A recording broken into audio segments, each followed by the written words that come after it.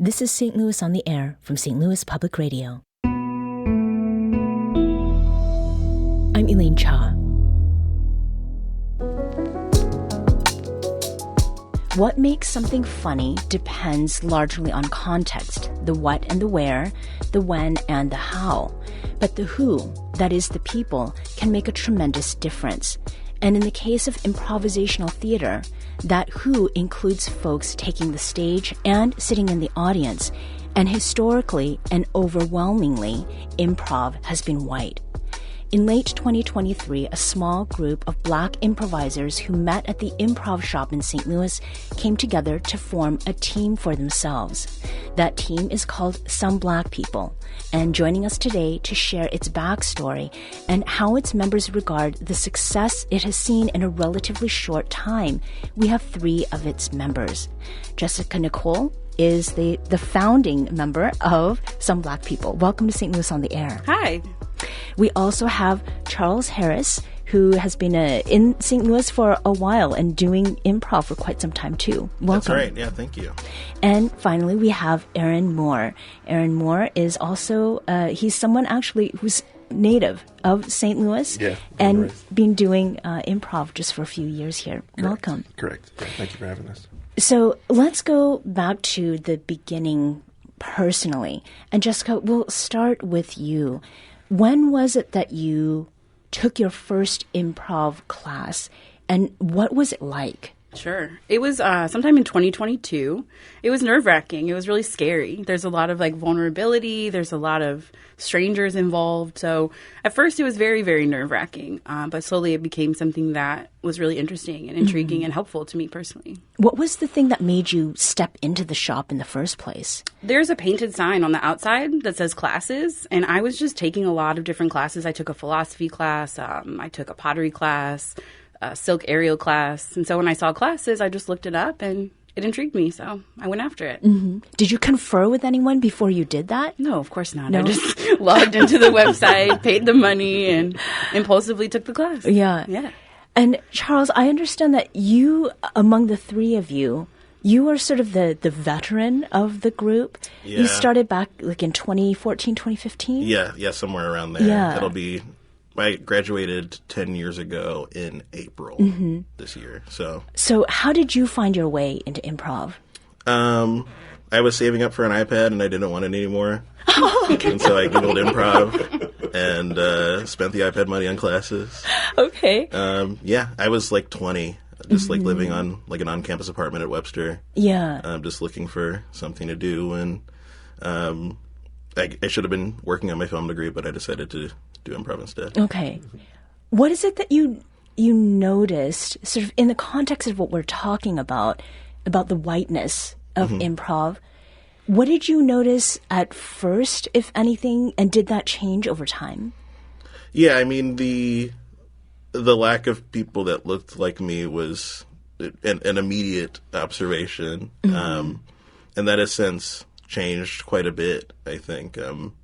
Not just because of some of the diversity work that we have done in the space, but I think more and more, Black people are becoming more interested in the art form, and it's sort of across the medium. There's been an increase of participation. Yeah, that increase in participation, Aaron, you kind of represent a little bit of that. How is it that you found your way into improv? Very recently, actually. Yeah, so I graduated kind of somewhere, I think, March of 2023, ish, maybe April. But I found my way into improv. Honestly, I was going through a lot of stuff in life. It was pretty heavy time for me. Lots of sadness, loneliness, and things like that. So it was 2 a.m. one night, and I made a Google search for things Black depressed men should do in St. Louis, and a lot of stuff came up, and the Improv Shop came up, and I went to every page on the website. I looked at every video, read every kind of testimonial, and then kind of like Jessica, before I went to bed, I went and I enrolled in a class, and then I went to sleep. Yeah. And I never stepped foot inside the place, never seen a show or anything like that. And before I knew it, I was doing it. Yeah. Yeah. And just to let those who are listening know, the laugh was elicited because I see Jessica and Charles sort of respond to the story that you're telling about the way that you found your way into improv theater. Yeah. And I imagine that this is something that you all have talked about quite a bit, right? Yeah. We've talked about it a lot. I've heard that story quite a few times. Yeah. And Aaron always seems to get a little bit of joy out of telling it, so it gives me joy as well. Because it was such a crazy thing for me to do. I'm like, what am I doing? You know, because I needed something. I've always been in arts and entertainment, and I had stopped doing that for a very long time. And I'm like, I need something. Yeah. And it was just like, maybe I'll just ask Google. Yeah. And Google delivered. Google delivered. I think the common thread is the improv shop calls to people when they need it. That's real. Okay. That's real. I mean, it's a lot of folks. So my story, the improv shop as a whole, isn't really unique. There's a lot of people that have come to the improv shop due to heavy circumstances in their life. Some are just looking for hobbies. Some are looking to, like Jessica said, she's taking a lot of classes. You know, she wanted to do something. So there's a lot of people that come for various different reasons. Some want to be better at public speaking or kind of get out of their introvert kind of nature. Yeah. Right? So it's awesome once you get into that community and you find out people's DNA and why they're there. So before we get too much further, I'd like to hear about the basics of improv, sort of get a primer. So Charles, as the right, maybe as someone who has been doing improv for the longest, what are those basics? How is improv different from, for example, SNL? What we're seeing there, just as a point of reference. Yeah. So. SNL is sketch, and improv is made up on the spot. It's all improvised then and there. And they are kind of cousins in that way because a lot of improv does lead to sketch. But I would say the most basic tenet is yes and. So you are, with a scene partner essentially, you're agreeing to the gifts that they give you, to the things that they say and do in the circumstances. And then the and is you're adding on to that. So you are, taking the step further to honor that work even further. Right. Which creates this, sort of collaborative, alchemical environment that results in some wild stuff. Yes, we are at the grocery store, and I'm not buying you Cheerios today. Okay. Right. So this is how it then starts. Right. So I have seen the term game used just to describe improv. How is that relevant? Yeah. So it depends on which genre of improv you're talking about, right? So like short form, which a lot of people are more familiar with, that would be like whose line is it anyway type improv. They are playing games. But games with like a point, you can't really win, obviously, outside of being the funniest, which everyone tries to do. Okay. And you know the rules. They'll tell you the rules in advance. Rules. Here's the game we're going to play. Here's how you play. Right. In a long form improv context, which is what we do, and some other examples of that would be like Middleditch and Schwartz on Netflix and stuff like that, what's the YouTube channel that Dropout. Dropout. Yeah. They do both actually. Okay. But long form is more scenes, and game of the scene is like a tenet that some regions and improv institutions follow, and that's sort of just the bit. That's like the thing that you were doing in the scene, the easy, repeatable thing that you kind of like heighten as you go along. Right. And we don't really do game in St. Louis. We do more like relationship-based improv. So what is an example, Jessica or Aaron, of one of the ones that you've done recently?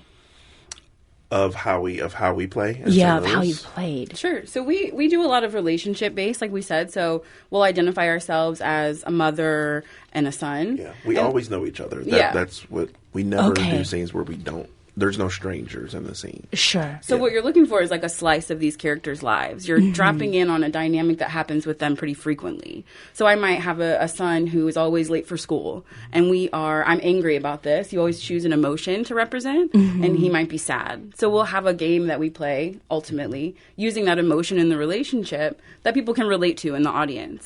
So they'll say, oh, I see myself in that scene where I'm angry, Aaron is sad, and then we'll calm down. We'll have a nice moment where we understand each other, and then that trigger will get re-inflamed. Yeah, and my yes and may be something completely crazy as to why I'm sad, right? I'm always late for school, and I'm sad because I never get to use a number 3 pencil, and all I want to use is number 3, and everybody wants to use a number 2.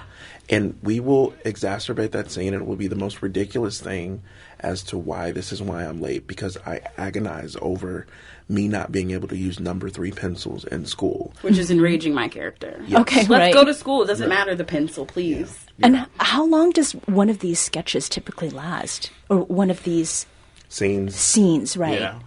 Some scenes are 2 minutes. Sometimes, folks will do a mono scene, which is just one scene for the entire show. 20, 25 minutes. Oh, wow. Where you have to really dig in and root your character in something real. Yeah. So one of the biggest differences that you will see between use like an SNL or like long form improv is if you think about SNL, they're in the writer's room and they are coming up with these sketches, right? Like what works, what doesn't work. Improv, particularly long form, is kind of like seeing the writer's room in action. You're seeing us build this thing in front of your eyes. Oh, right. It's like flying the plane while you're flying. Exactly. Okay, building it, Yeah. right, as you fly it. Yeah.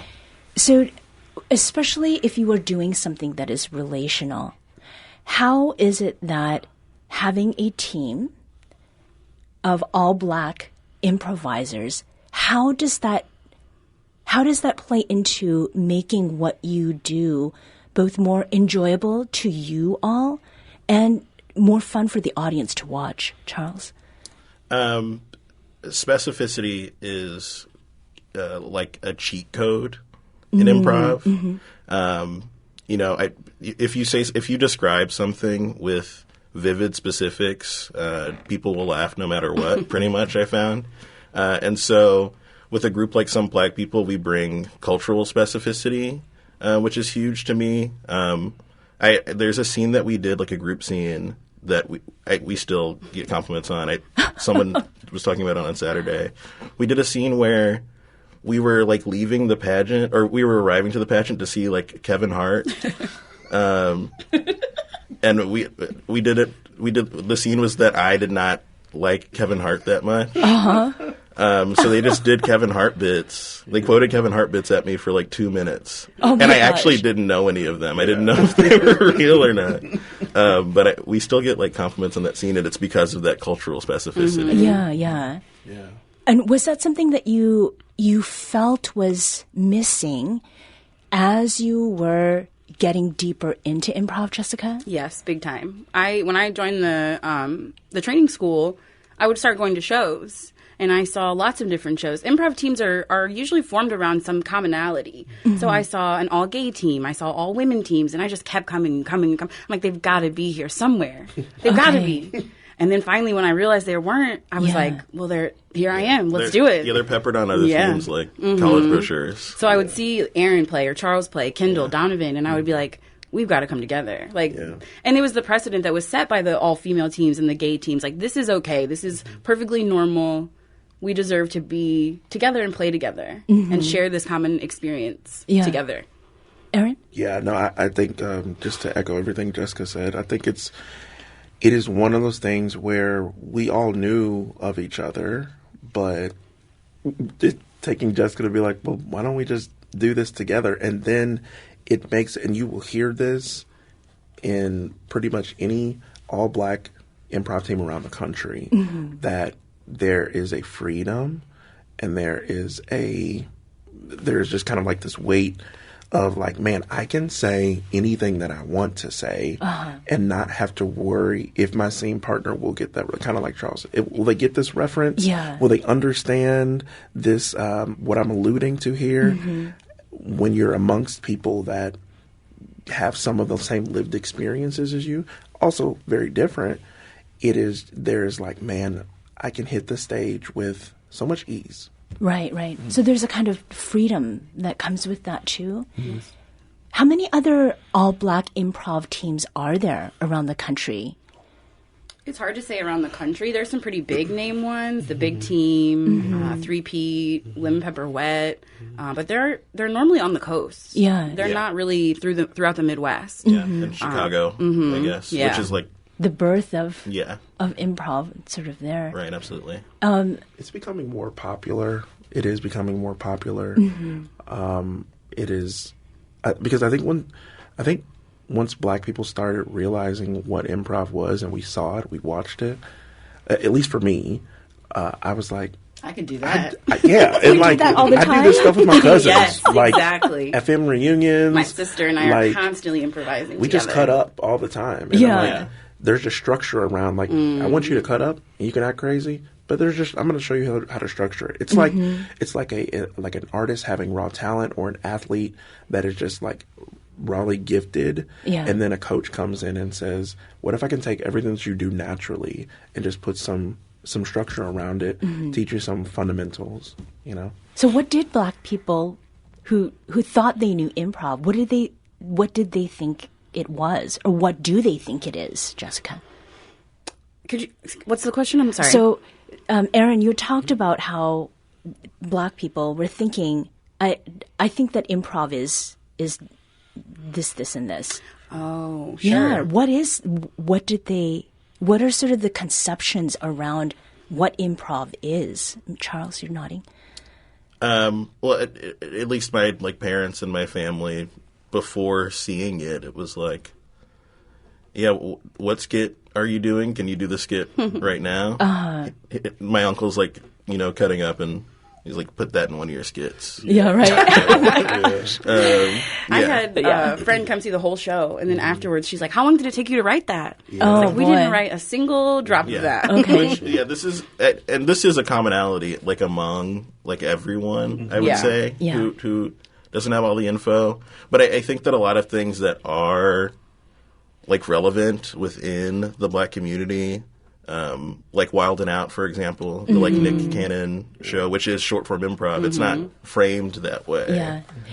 So yeah. We're going to take a very quick break here, but when we come back, we will continue this conversation about diversifying improv in St. Louis. This is St. Louis on the Air on St. Louis Public Radio.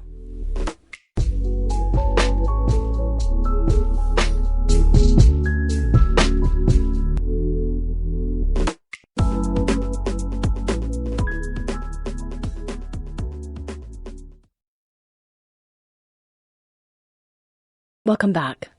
Let's return to our conversation about the art form of improv and diversifying it. And we're talking today with Jessica Nicole, Charles Harris, and Aaron Moore, 3 of the 5 members of the all-Black improv team, Some Black People. Now, before the break, we were talking about conceptions of what improv is, what it is not. And as we were also discussing specificity and cultural references, I wondered about code switching. So before you all came together as Some Black People, how much code switching was involved in the way that you would be, you'd be working with non-Black and specifically white folks on the stage, Charles? Yeah, quite a bit. My biggest fear, I think, regarding code switching was not giving white people and white audiences permission to laugh at the wrong things. Okay. I think you don't want to accidentally sell your people out. Right.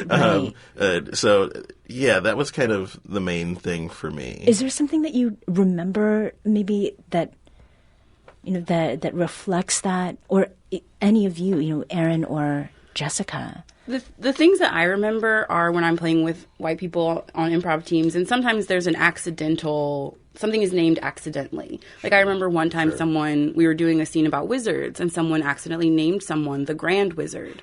Oh. And there was a moment of like, what do we do here? Right. And so then in that moment is kind of where I'm like, do I step forward and point this out as a Black person and kind of either make it laughable or point it out and sort of like make this character almost a bad guy, to make it okay? Yeah. Or do we just let it move forward and move past? Mm-hmm. And I think that's where some Black people came in. Because in that time, I was a member of some Black people and we were doing pretty well already. So I had the confidence to say, hey, that guy is in the KKK. And then, the rest of the wizards beat up that character. Right. Whereas without some Black people, I think I might have just let it pass, and we wouldn't have pointed it out.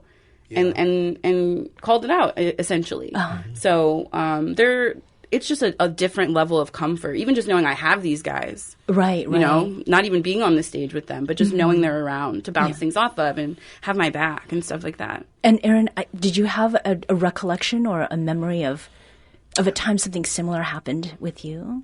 Yeah, I wasn't actually on the stage, but I was in the room, and all eyes came to me, and it was a white person on stage that had made the scene was about hair, and they said, "Oh, your hair's so nappy. Let's brush your nappy hair." Mm-mm. And I'm standing in the room, and I'm like, "Oh man, okay." And of course I can't jump on the stage and try to fix this. Mm-hmm. Or you shouldn't, rather. Right? Yeah.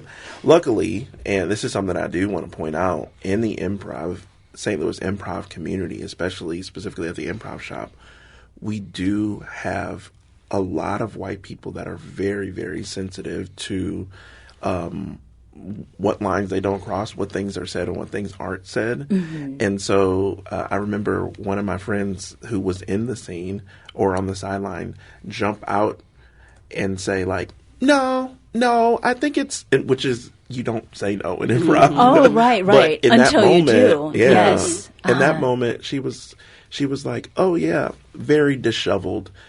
They look like they've been through some stuff. Let's get them taken care of.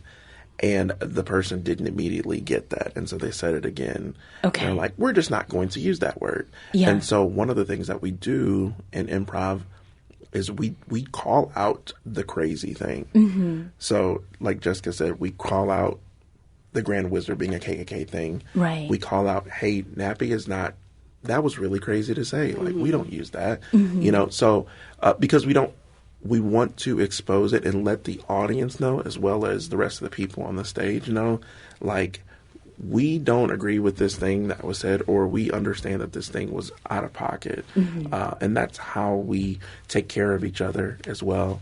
And I think with Black people specifically, I find myself, before playing with SPP, I found myself not really wanting, like, I would have a thought on maybe what I could do in a scene and a tag out or anything like that, and I find myself not wanting to say certain things or do certain things because I just felt constricted, and I'm like, maybe I just should be more accommodating to the rest of my scene partners, which, depending on how you look at it, could be a form of like, man, I shouldn't have to feel like that,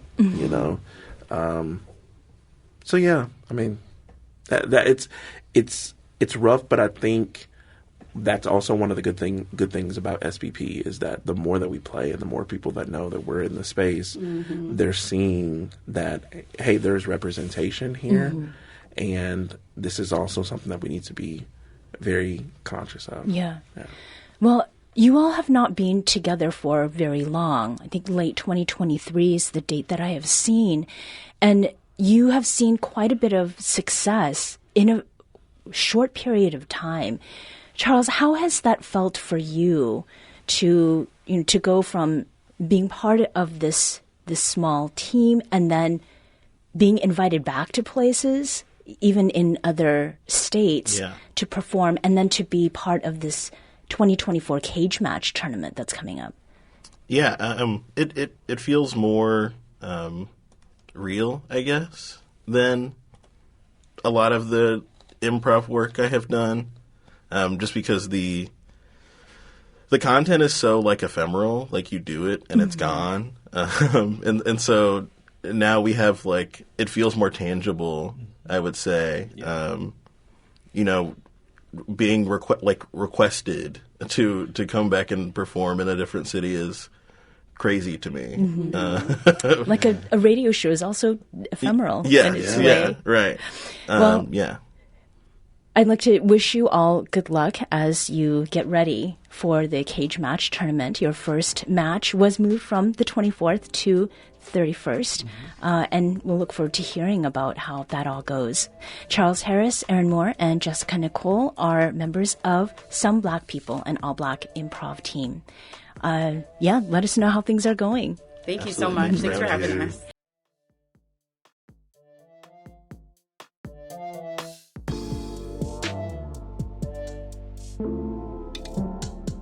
This episode was produced by Elaine Cha. Our audio engineer is Aaron Dorr. This podcast was mixed and edited by Aaron. Our executive producer is Alex Hoyer. St. Louis on the Air is a production of St. Louis Public Radio. Understanding starts here. Do you find yourself regularly listening to episodes of St. Louis on the Air? Suggest us to a friend you think might enjoy our conversations. And leave us a review and rating on Apple Podcasts on the App Store. It's the simplest way to help people discover our show. Thanks. St. Louis Public Radio is a member-supported service of the University of Missouri St. Louis.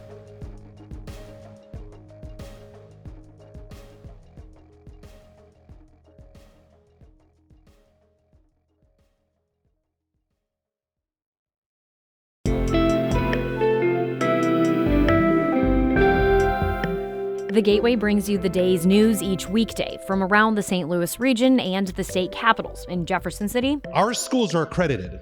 We don't need this bill. And Springfield. How many more years must pass before lawmakers see time is of the essence? I'm Abby Larico. Join me each weekday for The Gateway on the STLPR app or wherever you get podcasts.